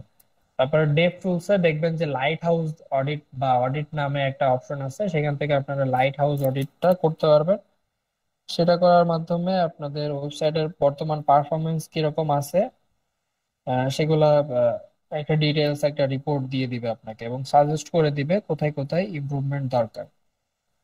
তো স্ট্যাটিক টোটাল একটা স্ট্যাটিক সাইট কোড করতে হলে আপনাদেরকে কিন্তু পারফরমেন্সটাও মাথায় রাখতে হবে, শুধুমাত্র কোড আউটপুট ঠিকঠাক হচ্ছে দেখেই কিন্তু সব কমপ্লিট হয়ে গেছে এমন না।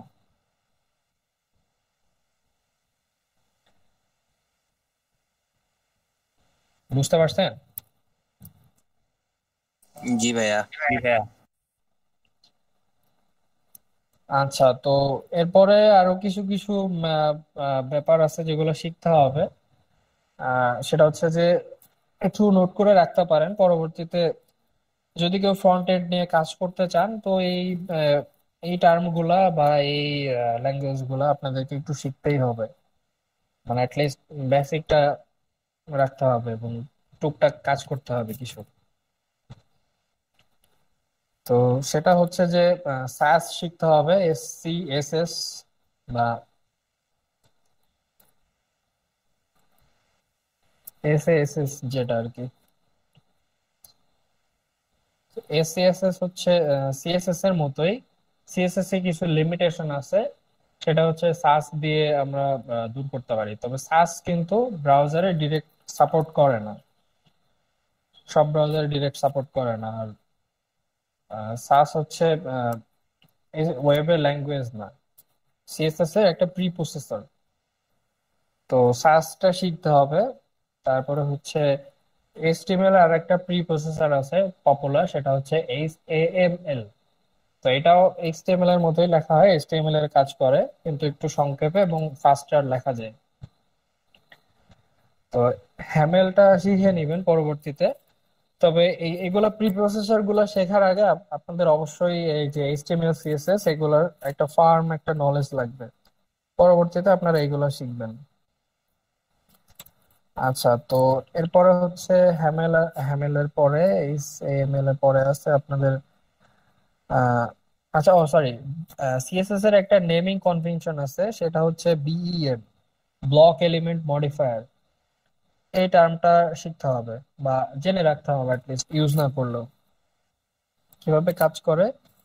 ক্লাস নেম গুলা কিভাবে নিবেন, এলিমেন্টের নামগুলা কিভাবে দিবেন, আইডি গুলা কিভাবে দিবেন, এইগুলা সম্বন্ধে এখানে ডিরেক্ট ডিরেক্ট মানে ডিটেলসে বলা আছে অনেক।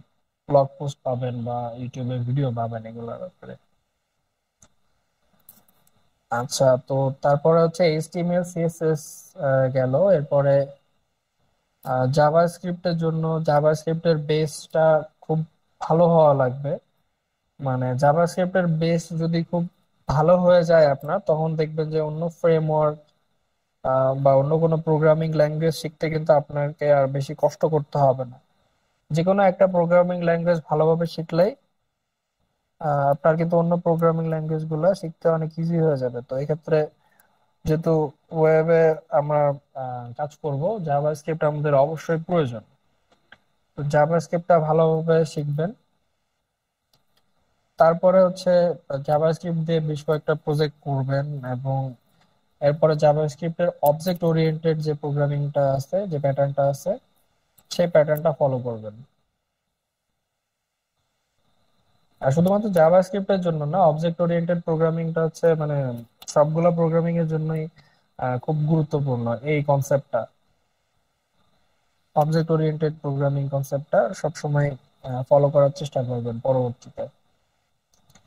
তো এইগুলা র র প্রোগ্রামিং এই কনসেপ্ট গুলা ক্লিয়ার হওয়ার পরে আপনারা যে কোনো একটা ফ্রেমওয়ার্কে ট্রাই করবেন, রিয়াক্ট হোক, অ্যাঙ্গুলার হোক বা ভিউ হোক বা অন্যান্য যাই হোক আর কি, ফ্রন্ট এন্ডের যে কোনো একটা ফ্রেমওয়ার্ক ট্রাই করবেন। আহ, তাতে করে আপনাদের আশা করি ফ্রন্ট এন্ডের সবকিছু কমপ্লিট হয়ে যাবে। বুটস্ট্র্যাপ, সরি, সিএসএস এর ফ্রেমওয়ার্ক বুটস্ট্র্যাপ ইউজ করতে পারেন বা ফাউন্ডেশন আছে, অন্যান্য আরো অনেক কিছুই আছে। তো বুটস্ট্র্যাপটা সবচেয়ে বেশি পপুলার। এটা আপনাদের যতটুকু যেভাবে দেখানো হয়েছে রো কলাম এগুলা বুঝতে পারলে কিন্তু বুটস্ট্র্যাপ আপনাদের সময় লাগবে না, জাস্ট ডকুমেন্টেশনটা দেখলেই হবে। আর এরপরে ফ্রন্ট এন্ড কমপ্লিট হইলে যদি কেউ ফ্রন্ট এন্ড নিয়ে কাজ করতে চান বা শুধুমাত্র জাভাস্ক্রিপ্ট নিয়ে জাভাস্ক্রিপ্ট ডেভেলপার হইতে চান, সেক্ষেত্রে জাভাস্ক্রিপ্টের যে ব্যাকএন্ড গুলা ফ্রেম গুলা আছে, নোড জেএস আছে, তারপরে অন্যান্য যেসব টেকনোলজি আছে জাভাস্ক্রিপ্ট বেস, সেগুলো দিয়েও কাজ করতে পারেন। আবার পাইথন, পিএইচপি এগুলো ইউজ করতে পারেন ব্যাকএন্ড ল্যাঙ্গুয়েজ হিসেবে। তো ডিপেন্ড করতেছে আপনি কোন দিকে যাইতে চান। পুরা ফুল স্ট্যাক জাভাস্ক্রিপ্ট ডেভেলপার হইতে পারেন বা ফুল স্ট্যাক ডেভেলপার হইতে পারেন জাভাস্ক্রিপ্ট ছাড়াও, পিএইচপি বা নোড দিয়ে কিংবা পাইথন দিয়ে, সি দিয়ে, যে যেটা আর কি কমফোর্টেবল ফিল করেন। তবে পিএইচপি অনেকটা ডাইং ডাইং ল্যাঙ্গুয়েজ বর্তমান সময়ে। এখন নোড জেএস বা ডেনো খুবই পপুলার হয়ে যাচ্ছে, তো এইগুলা ফলো করতে পারেন। অথবা পাইথন আছে, পাইথনের ফ্লাক্স, ডেজাঙ্গো, এই ফ্রেমওয়ার্ক গুলাও পপুলার হচ্ছে বা আগে থেকে অনেক পপুলার। আর পাইথনের জনপ্রিয়তা দিন দিন বেড়ে যাচ্ছে। আর পাইথন হচ্ছে তুলনামূলক সহজ একটা প্রোগ্রামিং ল্যাঙ্গুয়েজ।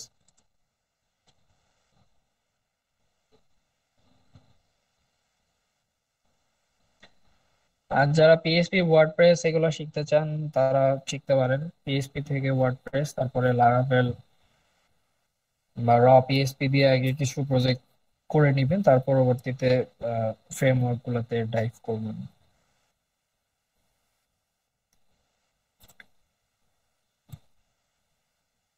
বুঝতে পারছেন? জি ভাইয়া, ভাইয়া। জি ভাইয়া। আচ্ছা, আর মার্কেট প্লেসে ঢোকার আগে অবশ্যই নিজে কনফিডেন্ট হয়ে নেবেন যে আসলে ওয়েবে কাজ করতে গেলে যে এলিমেন্টটা দিয়ে যে কাজটা করা হয়, যেমন বাটন দিয়ে যদি বাটনের কাজ করা হয় সেক্ষেত্রে মানে বাটনটাই ইউজ করবেন। ডিভ দিয়ে বাটনের মতো করে বানানোর প্রয়োজন নাই সচরাচর। তো এইভাবে আগে বুঝে নিবেন এবং নিজে কনফিডেন্স হলে তারপরে আর কি মার্কেট প্লেসে অ্যাক্টিভ হবেন। অনেকেই মানে দেখা গেল যে কোর্স শেষে হয়তো মার্কেট প্লেসে ঘাটাঘাটি করবেন, এতে করে হয়তো কাজ পেয়েও যাবেন, কাজে হয়তো ভালো রিভিউ পাবেন। কিংবা কোনো একটা জায়গায় দেখা গেলো যে আপনি দুইটা কাজ করলেন, তৃতীয় একটা কাজ আসলো যেটা আপনি আসলে পারেন না বা একটুর জন্য মিস হয়ে গেছে বা একটু ভুল হয়ে গেছে, সেক্ষেত্রে কিন্তু একটা খারাপ রিভিউ পড়লে আপনার কিন্তু উঠতি প্রোফাইলটাই কিন্তু একটা বাজে একটা ইমপ্রেশন চলে আসবে অন্যান্য ক্লায়েন্টদের কাছে। সো আগে নিজে শিওর হয়ে নেবেন যে কাজটা পারবেন কিনা, তারপরে আপনি কাজটা হাতে নিবেন।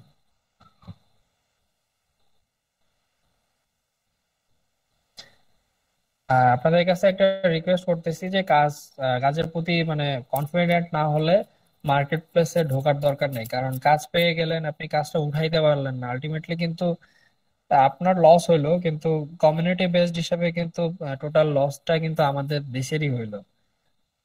তো এইভাবেই কিন্তু দেখেন আমাদের কান্ট্রি থেকে কিন্তু এখন আপওয়ার্কে আসলে অ্যাকাউন্ট গুলো অ্যাপ্রুভ হয় না।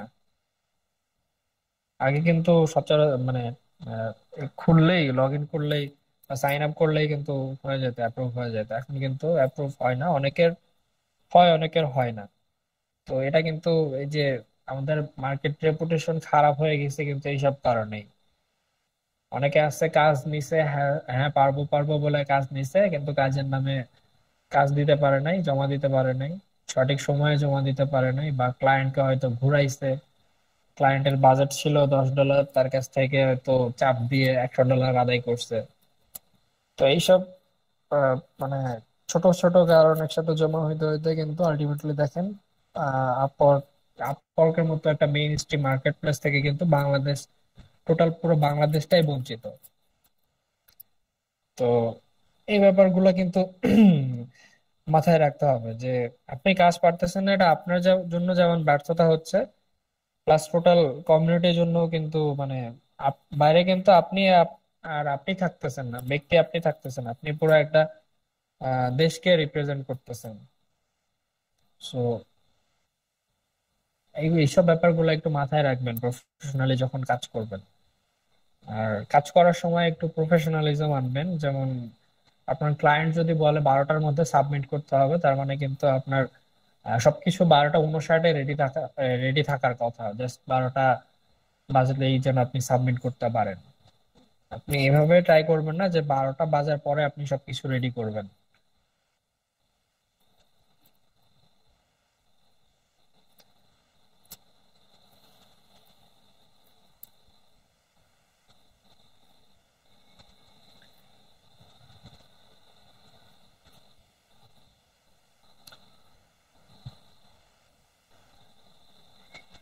আচ্ছা, তো নেক্সট দিন আপনাদের সাথে আমার ক্লাস হবে কিনা আমি জানি না। আহ, আমি এখনো শিওর না আসলে কতদিন আমার ক্লাস নিতে হবে বা নিতে হবে কিনা। তো আপনারা ট্রাই করবেন এই যে পিএইচডি টু এইচটিএমএল বাসায় ট্রাই করার, কয়েকটা ট্রাই করবেন, দুইটা তিনটা, যে যেভাবে সময় পান আর কি। আর এটাতে কনফিডেন্স হয়ে গেলে একটু অ্যাডভান্স লেভেলের ডিজাইন গুলা দেখবেন। প্লাস সিএসএস এ আরো কিছু কিছু অ্যাডভান্স ফিচার আছে যেগুলা সামনে চলে আসবে আস্তে আস্তে। তো সেগুলাও একটু দেখবেন। আর না বুঝলে নক দিতে পারেন, আমাকে পার্সোনালি নক দিয়েন, প্রবলেম নাই, চেষ্টা করবো হেল্প করার। আর পরবর্তীতে যদি অন্য কেউ নিতে আসে, আপনাদের যদি কোনো প্রবলেম থাকে বা কোনোটা বুঝতে যদি অসুবিধা হয়, তো সেই স্যারকে বলবেন যে এইখানে প্রবলেম ছিল, আদারওয়াইজ বুটস্ট্র্যাপ শুরু করার মতন হয়ে গেছেন আপনারা, জাস্ট বুটস্ট্র্যাপের টার্মটা বুঝাইলেই হবে। তো কালকে আপনারা পিএইচডিটা ট্রাই করেন, ট্রাই করে আমাকে আউটপুটটা দেখাইন।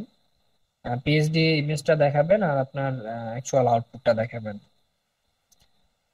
মানে পিএইচডির ইমেজটা পিএনজি হিসাবে সেভ করে সেটা দেখাবেন আর কি।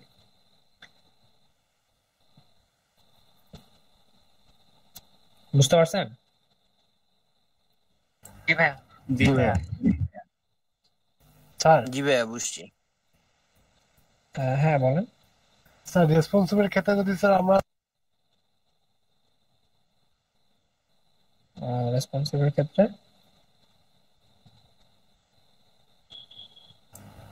তাপস ভাই আপনার মাইকটা মিউট হয়ে গেছে আবার।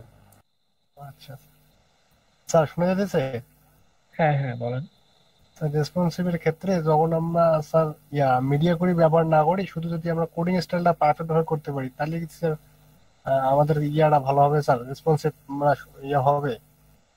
রেসপন্সিভ হবে কিন্তু মানে রেসপন্স মিডিয়া কোয়েরি তো আসলে শুধু রেসপন্সিভের জন্য না, অনেক কাজেই প্রয়োজন হয়। তো আপনারা মিডিয়া কোয়েরি ছাড়াও রেসপন্সিভ করতে পারবেন ফ্লেক্স এর প্রপার্টি গুলো ইউজ করে, তবে বেস্ট হয় মিডিয়া কোয়েরির সাথে মিডিয়া কোয়েরি দিয়ে রেসপন্সিভ করা। আপাতত মিডিয়া কোয়েরি দিয়ে রেসপন্সিভ করার পরবর্তীতে আপনি যখন মানে ফ্লেক্স বক্সে বা গ্রিডের ইনস এন্ড আউট বুঝে যাবেন ইন ডিটেলসে, তখন আপনি দেখবেন যে আপনার মিডিয়া কোয়েরির প্রয়োজন হচ্ছে না আদৌ রেসপন্সিভ করতে। এটা সম্ভব, এটা অসম্ভব না। এবং এটা করলে কোনো সমস্যাও হবে না যদি আপনার লেআউটটা বা স্ট্রাকচারটা ঠিকঠাক ভাবে শো করে। রেসপন্সিভ এর কাজ কিন্তু ফোনে বা যে কোনো ডিভাইসে আমরা যেন ঠিকঠাক ভাবে ওয়েবসাইটটা ব্রাউজ করতে পারি, তো সেইটা হলেই আমাদের হচ্ছে, আর কোনো প্রবলেম নাই। জি স্যার। বুঝতে ভিডিওটা পারছেন? দিব এখন স্যার। হ্যাঁ হ্যাঁ, ভিডিওটা আমাকে আপলোড করে দিন। আর ভাইয়া রেসপন্সিভ দিয়ে আমাদের ন্যাপ বারটা দেখানোর কথা ছিল বলছিলেন। আচ্ছা, ব্যাপারটা আমি চেষ্টা করব, আমাকে একটু মানে ফোন দিয়ে করতে হবে, তো ফোন দিয়ে আমাকে কোডটা করে। আচ্ছা, ন্যাপবারটা হচ্ছে জাভাস্ক্রিপ্ট দিয়েও করা যায় আর জাভাস্ক্রিপ্ট ছাড়াও করা যায়। তো আমি আপনাদের জাভাস্ক্রিপ্ট ছাড়াটা দেখাই দিব কালকে, যদি আমার ক্লাস থাকে তো আমি কালকে এটা আপনাদের দেখাই দিব। জি ভাইয়া। আচ্ছা স্যার ভিডিও দিচ্ছি স্যার। আচ্ছা, ঠিক আছে ভাই, তো ভালো থাকেন সবাই। আজকের মতো এই পর্যন্তই। আল্লাহ হাফেজ। জি ভাইয়া, আসসালামু আলাইকুম ভাইয়া। ভালো থাকেন। আচ্ছা, আসসালামু আলাইকুম। ওয়ালাইকুম আসসালাম। ও পান্না ভাই।